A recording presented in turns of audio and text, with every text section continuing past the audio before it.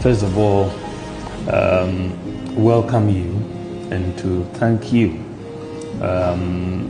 This is the Minority Caucus Select Committee, which was put together to tour the cocoa areas at my instance when this issue came up. As you have rightly said, we had a shock. Not only the cocoa farmers, but the country as a whole, when contrary to the expectation of our cocoa farmers, rather than getting an increase in the price of cocoa to 6,500 per bag, as they had been promised, the price was rather reduced to about 2,500, below the 3,000, 100 or 200 that they had been, promised. And so this resulted in a real major shock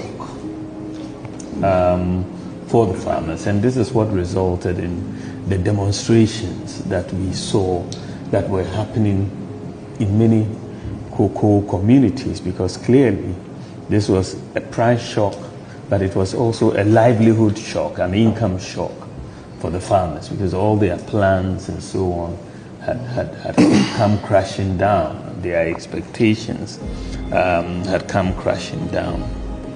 And in the midst of all of what was happening, we thought it was important for our MPs to put together themselves and leave the chamber and go to the ground and interact with the farmers and,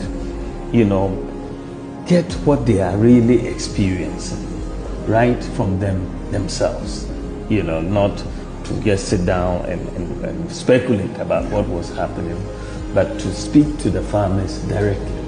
I am very confident that our party, the MPP, which has been a friend to the cocoa farmer for years, and for farmers in general, we have always shown a very caring attitude. What has happened in this context is not new. In 2017, when we came to office, you will recall that cocoa prices globally came down, and we faced the challenge whether we should reduce the prices we pay cocoa farmers or not. It was a major discussion for us at cabinet, because the global prices had declined. But we said that it was not going to be under our watch that for the first time in history we will reduce the prices that we're paying them. So we took a policy decision, notwithstanding the decline in the cocoa price globally, to protect the cocoa farmers. That is what we did in 2017. So it was a deliberate decision that we took to protect the cocoa farmers. And we did exactly that. And for the 8 years we were in office, we did not have any circumstances occasion to reduce the cocoa price. We protected the farmers, as we didn't want them to suffer from what had happened globally. So I am very, very, if you look at it, and not only did we protect them from the price shock globally, we introduced the mass spray to protect the crop. We introduced the high-tech, the fertilizer applications. We introduced that as well.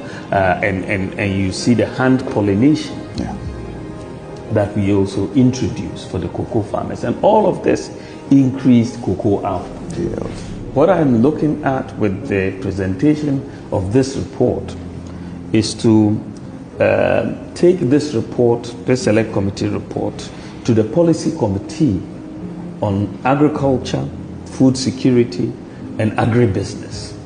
That is the Policy Committee.